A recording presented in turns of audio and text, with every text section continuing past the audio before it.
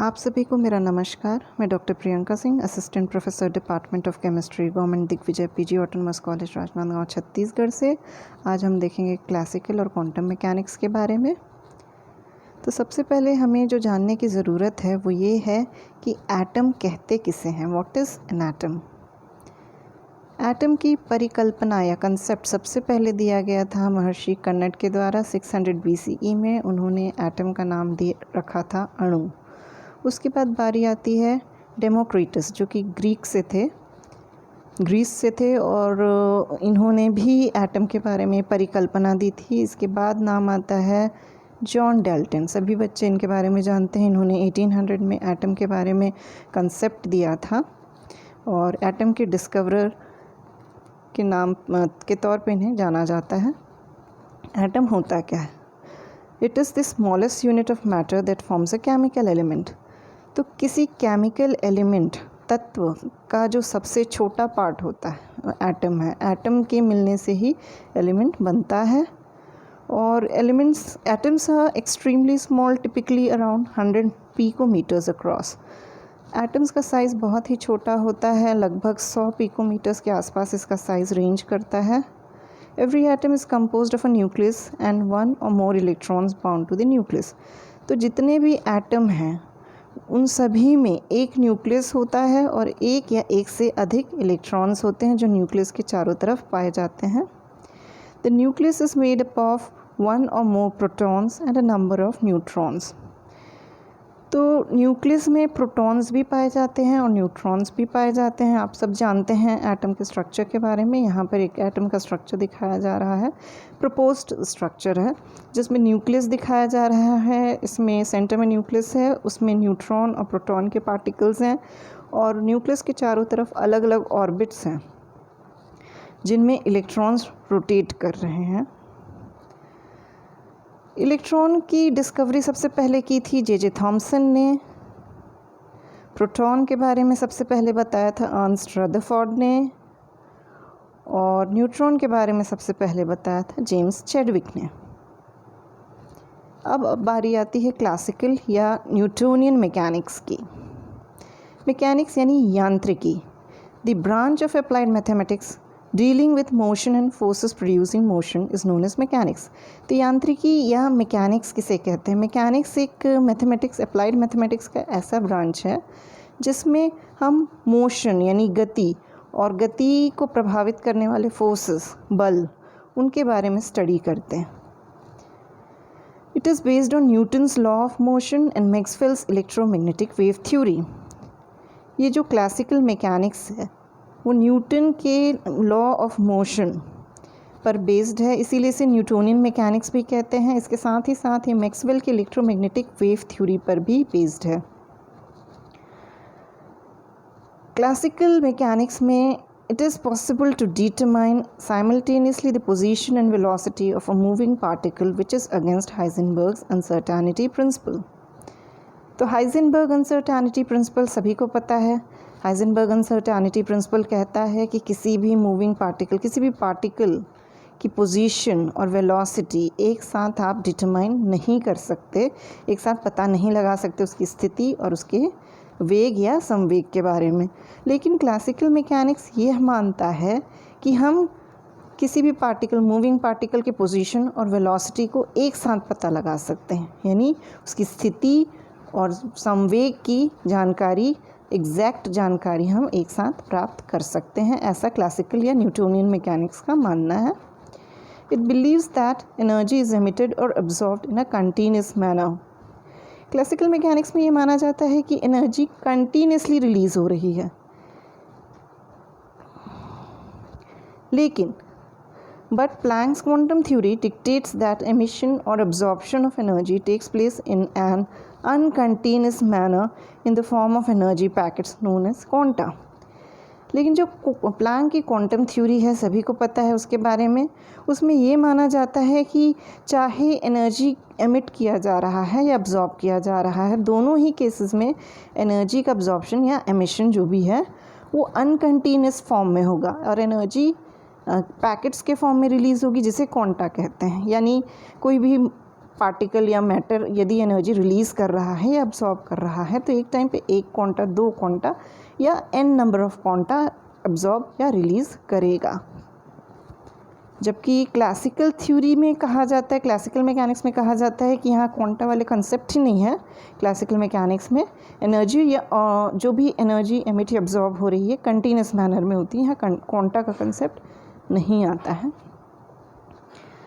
Limitations of classical mechanics, सबसे पहला तो ये है कि it is appropriate for the treatment of objects of appreciable size, यानी बड़े साइज़ के जो स्थूल आकार के पदार्थ होते हैं, मटेरियल्स होते हैं, मैटर होते हैं या पार्टिकल्स हैं, उनके लिए ये ट्रीटमेंट या मैकेनिक्स अप्रोप्रिएट है, सही है।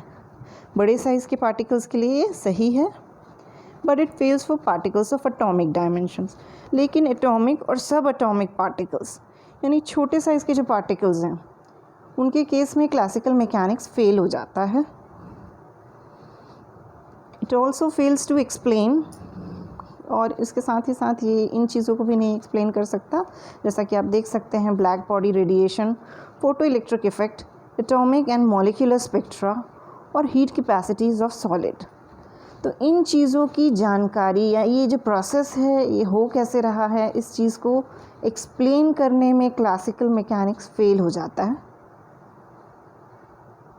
क्वांटम और वेव मैकेनिक्स, तो क्योंकि क्लासिकल मैकेनिक्स की फेलियर्स अभी हमने देख लिए, तो उन फेलियर्स को ओवरकम करने के लिए नया मैकेनिक्स, नई यांत्रिकी क्वांटम या वेव मैकेनिक्स इंट्रोड्यूस किया गया।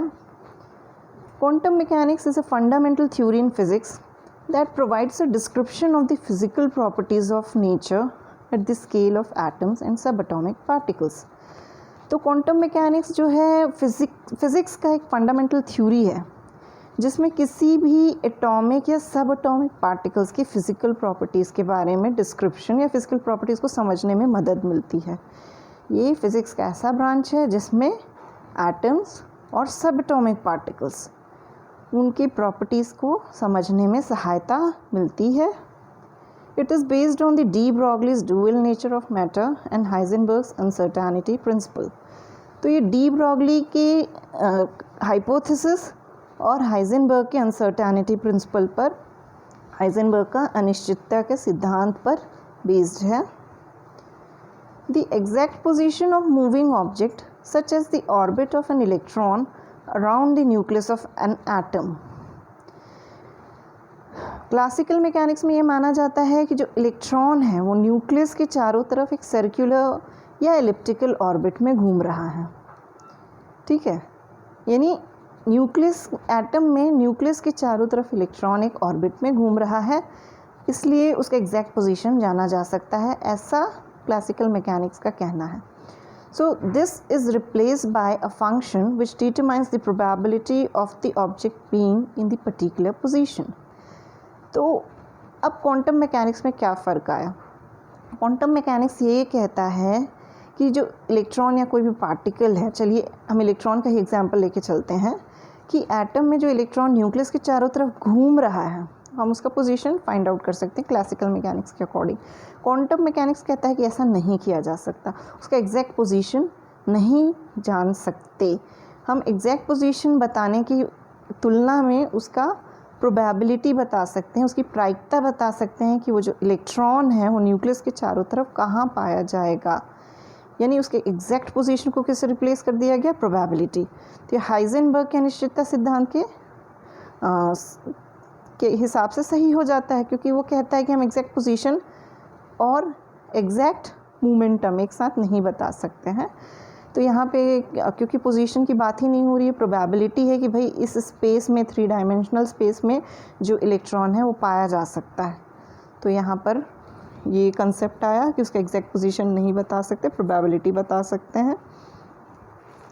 These probability functions satisfy differential equations which are analogous to those representing the variation of the amplitude of a wave।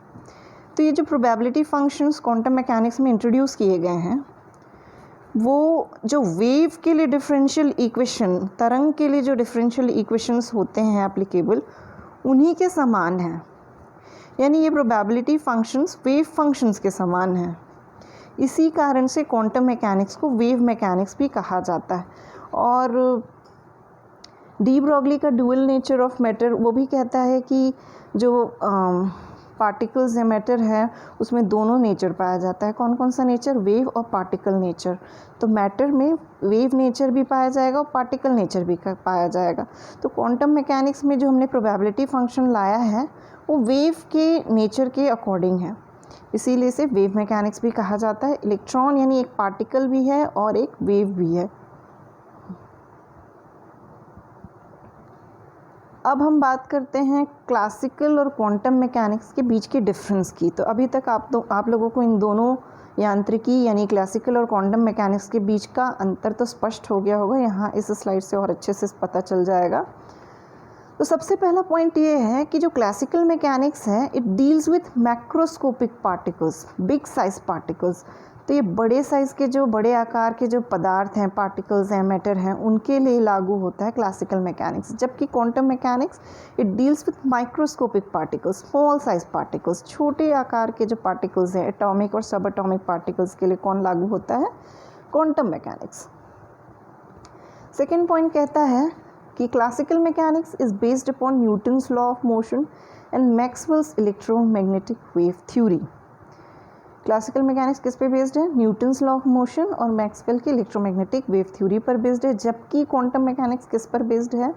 हाइजेनबर्ग्स uncertainty principle and de Broglie concept of dual nature of matter.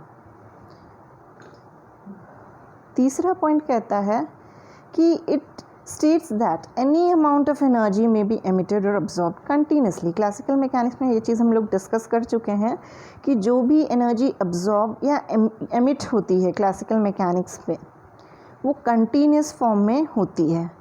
जबकि quantum mechanics is based on Planck's quantum theory according to which only discrete value of energy are emitted और absorbed. तो quantum mechanics किस पर based है? Planck's quantum theory पर based है। यानी यहाँ पर जो एनर्जी है वो स्मॉल पैकेट्स ऑफ एनर्जी जिनको कहते हैं क्वांटा, उसके फॉर्म में अब्जॉर्ब या एमिट होगी। एक टाइम पे एक क्वांटा या एक से अधिक quanta, n number of quanta absorb होंगे या एमिट होंगे। यानी जो भी अब्जॉर्प्शन और एमिशन का प्रोसेस है वो अनकंटीन्यूस है, नॉन कंटीन्यूस है। फोर्थ पॉइंट कहता है particles exist in a specific area और specific place at a specific time. Classical mechanics कहता है कि हम जो पार्टिकल है उसके एग्जैक्ट पोजीशन को बता सकते हैं, यानी स्पेसिफिक टाइम पे, निश्चित समय पे वो किसी निश्चित स्थान पर पाया जाएगा। जबकि क्वांटम मैकेनिक्स कहता है कि it gives probabilities of finding particles at various locations in the space में, 3D स्पेस में पार्टिकल के अलग अलग स्थान पर पाए जाने की प्रोबेबिलिटी, प्रायिकता बताता है क्वांटम मैकेनिक्स।